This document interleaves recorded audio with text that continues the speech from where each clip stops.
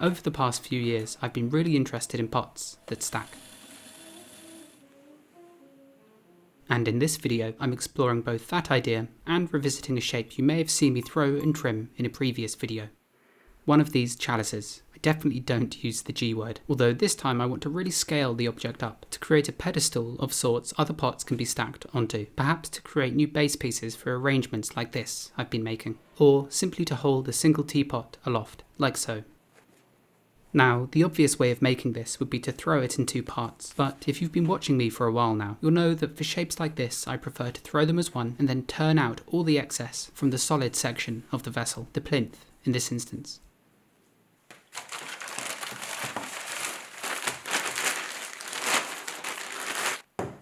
I'll be using relatively hard clay for this, as if I use clay that's very soft and malleable, the thick column of clay underneath the bowl I'm making could take a long time to dry, whereas this firmer stuff should be trimmable the following day.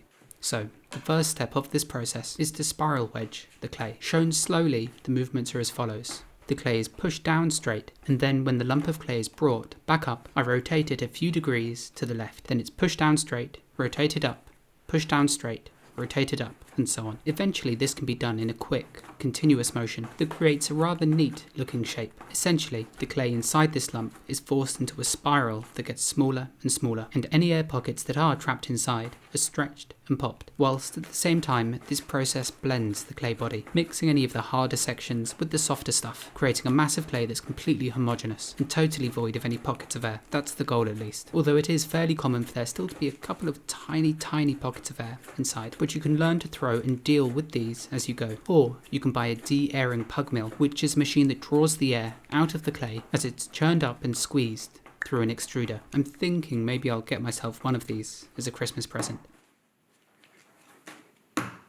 Once the clay has been kneaded enough, it's sealed up and patted into a more conducive shape for throwing, and then I can take it over to my Roda HMT 500 potter's wheel, fetch all the tools I need, and then begin throwing.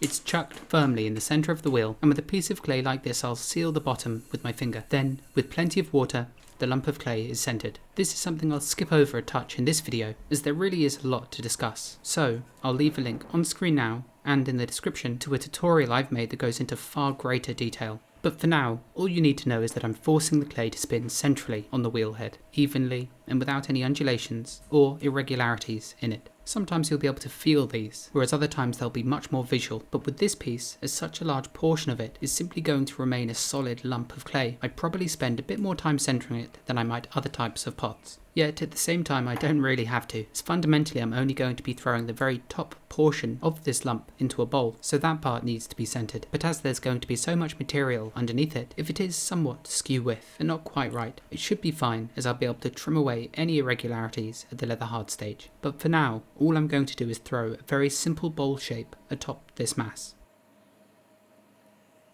This is just like throwing off the hump, a process where you place a large mound of clay on the wheel and then throw cup after cup on the very top, measuring each as you go with a tool called a tombow. It's a very useful method, as it means you don't have to weigh out any clay. Instead you just wedge up one big mass of clay, center it roughly on the wheel, and then throw the top portion into whatever shape you want. Nowadays it's a technique I generally only use for things like spouts and lids occasionally.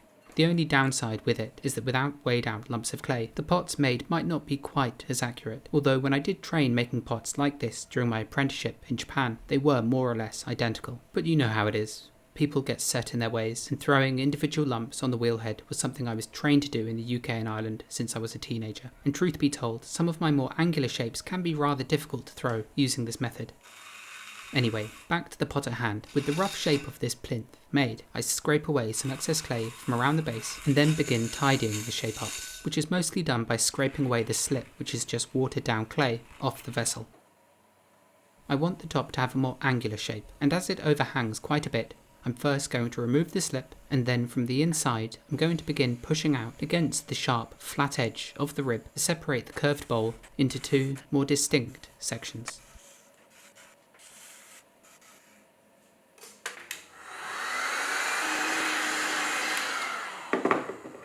Towards the end of the throwing process, I'm going to give this thicker section a head start in terms of drying by blasting it a couple of times with a paint stripper. Taking the edge off will make a huge difference in how it dries out overnight. Equally, the sooner I can get this pot flipped upside down, the better. This way air can get all the way around the base section.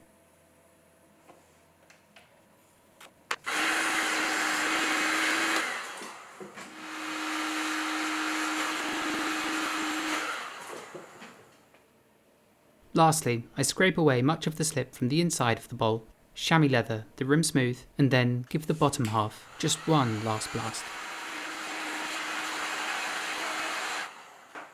It's spun and a twisted metal wire is dragged underneath it to separate it from the metal wheel head, and then it's just plucked off and lifted away, which is very easy considering how much I've dried it out.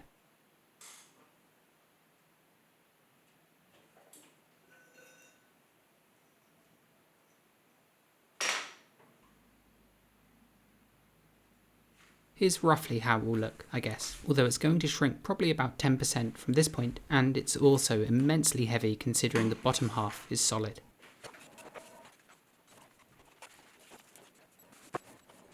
Here it is compared to one of the chalices I threw earlier this year, and here it is with a teapot that suits the shape better, I think. Now, one of these will really elevate your experience of drinking tea. The next thing I'll do before leaving and going home for the night is flipping this pot upside down, this way the base is fully exposed. And despite it being relatively dry, it's still far too soft to trim. If it marks easily, like this, then it's still way too soft to finish. So in this instance, I'm going to leave it exposed overnight, but with the bowl portion, as it has much finer walls, covered. It's warm at the moment, and my electric kiln has just been on, so I think, if left like this, it should be more or less perfect to trim in the morning. That's much better. It doesn't feel too cold either, which is a good sign, so I think I should be able to get started on this straight away.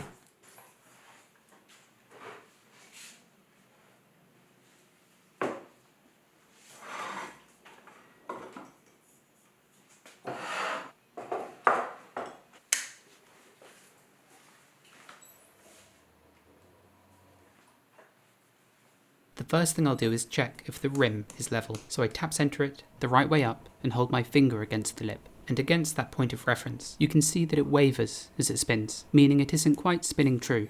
This happens as pots dry. The clay contracts as water leaves it, resulting in the shapes changing slightly, or leaning over to one side. And so to correct this, I simply flip the pot upside down and trim away the undulation in the base that's created by the wavering rim. I then take some slip and brush it around the base.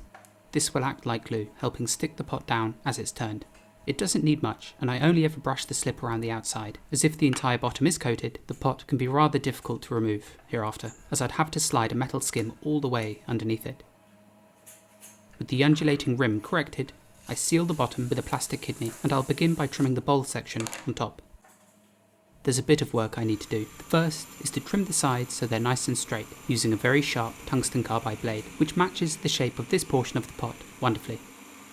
As I can easily reach my left hand inside the vessel, I can clearly feel how thick the walls are, so I know just how much to turn away. I also trimmed the bowl itself to be deeper, creating a more graceful curve, although I think in future iterations I'll make some of these with a flat surface so that the pots stacked inside sit more comfortably.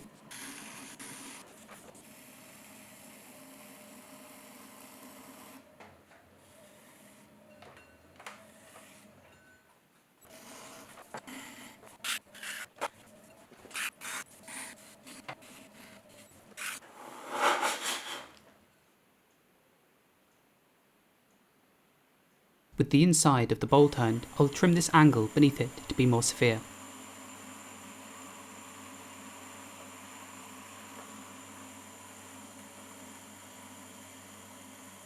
As for the pedestal itself, there is some movement in it, so I'll trim it to be a bit straighter, again using this sharp tungsten carbide blade, which has such a reciprocal shape for a pot like this. Finally, the walls are smoothed over and burnished with a sharp metal rib, and then it's cut off the wheel with a thin skim of metal. That was the easy part, really. And now, the much more intense trimming can begin. The pot is placed down and it's tap centered, and at this point I'm focusing on centering the plinth portion as compared to, say, the bowl beneath it. With all the force that's going to be imparted on this vessel rather high up, I have to make sure it's secured down properly, so lumps of clay are pressed against the metal, and the clay that splays outward is the material that actually holds the pot in place. You never want to press these supportive lugs directly into the pot, as doing so will likely just to form the walls of the vessel.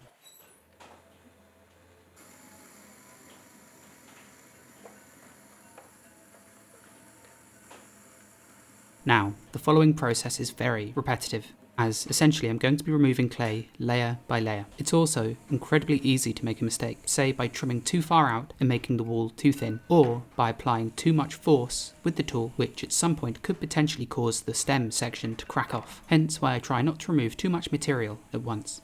At the same time, this process is cumbersome, as the material that's removed will mostly just gather inside the hollow. Although not so much at this beginning stage, when the curls of clay just flow out, like so. If trimming isn't your thing, I wouldn't recommend making pots this way. The only thing you really have to be careful of is trimming the vessel so that the walls are even throughout, especially the portion of wall in between the stem and the bowl, the bit on the inside, in the very centre at the bottom. If this portion is left too thick, there's a very high chance that a crack will develop, so a lot of care is taken to make sure it's the correct thickness, and if that means taking the pot off the wheel to check it, then so be it.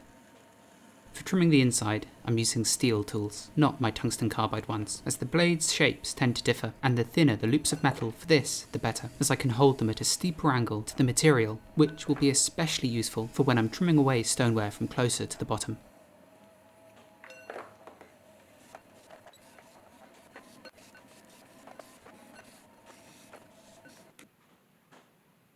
It's certainly an awkward position to trim, and so to keep the tool steady, it's held with a fist grip, with my thumb braced against the back of it, to hopefully prevent the tool from catching and tearing away more material than I'd like. You can see that I'm leaving the internal walls relatively rough at this point, as when trimming vessels like this, my aim is to first remove about 95% of the clay, and then closer to the end, I'll do a few final passes to neaten up the shape. I'm not trying to achieve the final, refined look straight away, as I think that would really slow down the process overall.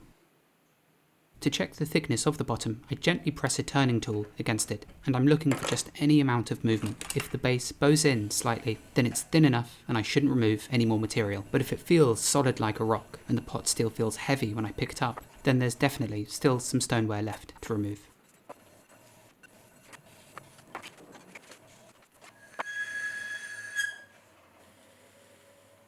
The final part to complete is the foot. This will be the only portion of the vessel that won't have any glaze on it, covering it, and potentially hiding the clay work. So the three facets that make up the foot are burnished, and then I stamp it carefully with my maker's mark, pinching the foot as I do so the clay doesn't splay out and deform.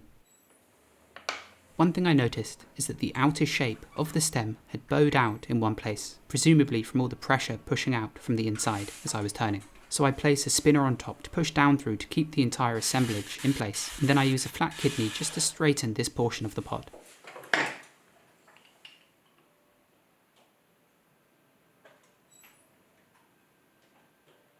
Pretty cool, right? Although I suppose a pedestal pot like this could be used for dozens of things.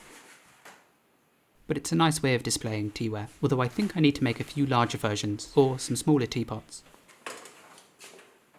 Either way, it's an interesting shape, and now turned it feels lovely and light, despite it being a rather monolithic object. The last thing I do is just burnish the rim with a plastic kidney, as being upturned on the metal, it was a bit rough in a few spots, from where it had rubbed against it.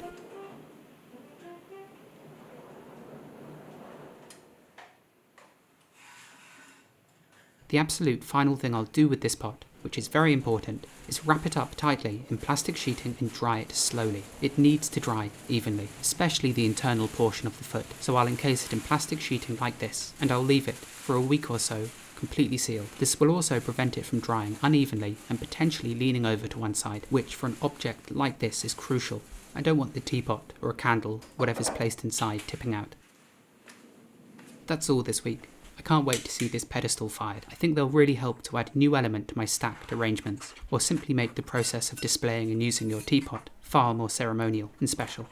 Thank you, and as always, I'll see you next week.